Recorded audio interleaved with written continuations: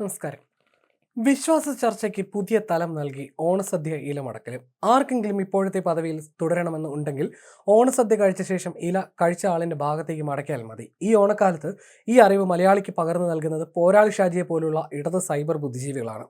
2025 ഓണക്കാലത്ത് അവരും വിശ്വാസ ചിന്തയിലേക്ക് മാറുകയാണ്. എല്ലാ വിശ്വാസികളെയും CPM ഉൾക്കൊള്ളുമെന്ന് CPM സംസ്ഥാന സെക്രട്ടറി MV ഗോവിന്ദൻ പരസ്യമായി പ്രഖ്യാപിച്ചതിനു ശേഷമാണ് ഓണസദ്യ കഴിച്ച ശേഷമുള്ള ഇലമടക്കലിലും ഇടത് സൈബർ പോരാളികൾ വിശ്വാസം കണ്ടെത്തുന്നത്.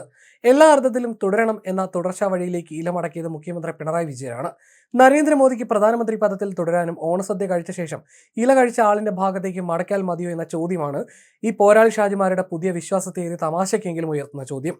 ഈ വാർത്തയ്ക്കൊപ്പം കുറച്ച് ഫേസ്ബുക്ക് പോസ്റ്റുകളുടെ സ്ക്രീൻഷോട്ട് ഉണ്ട്. അതിൽ 4 എണ്ണം വിശ്വാസമാണ്. സദ്യ കഴിച്ചു കഴിഞ്ഞാൽ ഇല പുറത്തോട്ട് മടക്കിയാൽ ഇനി ഈ സദ്യക്ക് വരില്ലെന്നാണ്. കഴിച്ച ആളിന്റെ ഭാഗത്തേക്ക് മടക്കിയാൽ ഇനിയും അടുത്ത ഓണങ്ങളിലും ഈ സ്ഥാനത്ത് ഇരുന്ന് തന്നെ സദ്യ കഴിക്കാൻ സാധിക്കുമെന്നാണ്.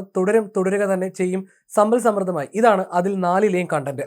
പോരാളി ഷാജിയും കമ്മ്യൂണിസ്റ്റുകാർ ഒഫീഷ്യലും കണ്ണൂർ ആർമിയും കമ്മ്യൂണിസ്റ്റ് കേരളയും പോലുള്ള പേരിലെ അക്കൗണ്ടുകൾ. അതായത് വൈരുദ്ധ്യാത്മിക ഭൗതികവാദത്തിന്റെ പുതിയ ചർച്ചകളിലേക്ക് കമ്മ്യൂണിസ്റ്റ് പ്രൊഫൈലുകൾ ഓണക്കാലത്തെ ഇലമടക്കൽ വിശ്വാസം എത്തിക്കുന്നു. ആഗോള അയ്യപ്പ സംഗമത്തിലൂടെ വിശ്വാസ വഴിയിലേക്ക് മാറുന്ന ഇടത് സർക്കാരിന് ഓണക്കാലത്ത് വിശ്വാസ അഭിവാദ്യം അർപ്പിക്കുകയാണ് CPM സൈബർ പോരാളികൾ. നിരവധി കമ്മ്യൂണിസ്റ്റ് ആശയക്കാർ ഈ പോസ്റ്റ് ഏറ്റുപിടിക്കുന്നുണ്ട്. ട്രോളിന്റെ രൂപത്തിലാണ് ഇതെന്നും വിശ്വസിക്കുക അസാധ്യം. അങ്ങനെ വന്നാൽ പിണറായി അധികാരത്തിൽ വരില്ലെന്നർത്ഥം ഈ ട്രോളുകൾക്ക് കൽപ്പിക്കേണ്ടി വരും. എന്നാൽ രാഷ്ട്രീയം ഒരിക്കലും ആരും ആരോപിക്കാത്ത ഫേസ്ബുക്ക് പേജ് ആ ഓണസദ്യ ഉണ്ണലിനെ കുറിച്ച് എഴുതിയത് ഇങ്ങനെയാണ്. കണ്ടപ്പോൾ എല്ലാം അമർഷവും അതേപോലെ സഹതാപവും തോന്നിയ ഒരു ഫോട്ടോയാണിത്. സദ്യ കഴിച്ചു കഴിഞ്ഞാൽ ഇല താഴെ നിന്ന് മുകളിലോട്ടാണ് മടക്കേണ്ടത് എന്ന് ഈ നാട്ടിലെ കൊച്ചുകുട്ടികൾക്ക് പോലും അറിയാം. എന്നാൽ കേരളത്തിന്റെ ക്യാപ്റ്റൻ ഇത് അറിയില്ല എന്നത് അത്ഭുതപ്പെടുത്തുന്നു. അദ്ദേഹത്തിന്റെ അപ്പുറത്തും ഇപ്പുറത്തും ഇരുന്ന് രണ്ടുപേരും ഇല കൃത്യമായി മടക്കിയിട്ടുണ്ട്. ഇനിയിപ്പോൾ ചില ആളുകൾ ഞങ്ങൾ വ്യത്യസ്തരാണെന്ന് കാണിക്കാൻ വേണ്ടി മുണ്ട് ഇടത്തോട്ട് കൊടുക്കുന്നതിന് പകരം വലത്തോട്ട് കൊടുക്കുന്നത് പോലെ എന്തെങ്കിലും ഒരു സെറ്റപ്പാണോ ഇത്?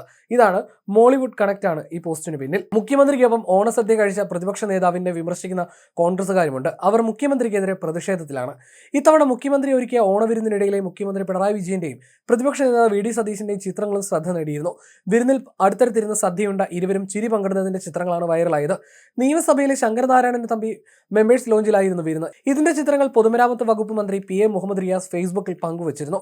രണ്ടാം പിണറായി സർക്കാരിന്റെ അവസാനത്തെ ഓണവിരുന്നായിരുന്നു ഇത്. സമീപകാലത്ത് രാഹുൽ മാങ്കൂട്ടത്തിൽ അയ്യപ്പ സംഗമം തുടങ്ങിയ വിഷയങ്ങളിൽ വാക്കുകൾ കൊണ്ട് ഏറ്റുമുട്ടിയവരാണ് അടുത്തടുത്തിരുന്ന് സദ്യ കഴിച്ചു പിരിഞ്ഞത്. ഇതിനിടയിലാണ് ഇലമടക്കലിലെ വിശ്വാസം സൈബർ പോരാളികൾ ചർച്ചയാക്കിയത്. പാലക്കാട് MLAയും യൂത്ത് കോൺഗ്രസ് മുൻ അധ്യക്ഷനുമായ രാഹുൽ മാങ്കൂട്ടത്തിനെതിരെ ഉയർന്ന ഗുരുതര ആരോപണങ്ങളിലും അദ്ദേഹത്തിനെതിരായി പുറത്തു വന്ന പെൺകുട്ടിയുടെ ശബ്ദരേഖയിലുമാണ് അടുത്തിടെ മുഖ്യമന്ത്രി പ്രതിപക്ഷ നേതാവിനെ വിമർശിച്ച് രംഗത്ത് വന്നത്. രാഹുലിനെ പോലെ ഒരാളെ ന്യായീകരിക്കുന്നത് ഇത്തരം ആളുകളെ പ്രോത്സാഹിപ്പിക്കുന്ന നിലയാണ് ഉണ്ടാക്കുകയെന്ന് മുഖ്യമന്ത്രി വ്യക്തമാക്കിയിരുന്നു. പ്രതിപക്ഷ നേതാവ് ഈ വിഷയത്തിൽ പ്രകോപിതനായി എന്തൊക്കെയോ വിളിച്ചു പറയുകയാണ്. അങ്ങനെ ഒരു നിലയിലേക്ക് അദ്ദേഹത്തെ പോലെ ഒരാൾ പോകാൻ പാടുണ്ടോ?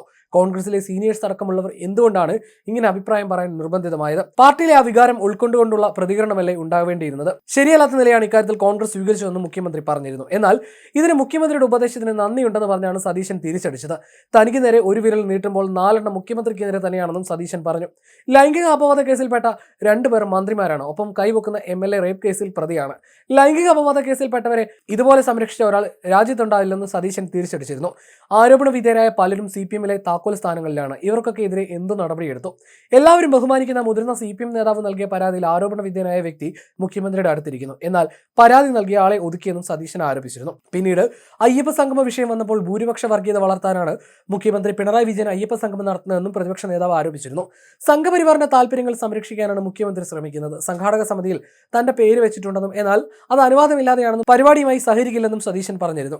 ഇത്തരം വിഷയങ്ങളിൽ പരസ്പരം വാക്കുകൾ കൊണ്ട് ഏറ്റുമുട്ടിയവരാണ് ഓണവിരുന്നിൽ ഒന്നിച്ചിരുന്ന് സദ്യ കഴിച്ചത്. അതും സൈബർ അടുത്ത് വേറിട്ട വിശ്വാസ ചർച്ചയായി എന്നതാണ് വസ്തുത.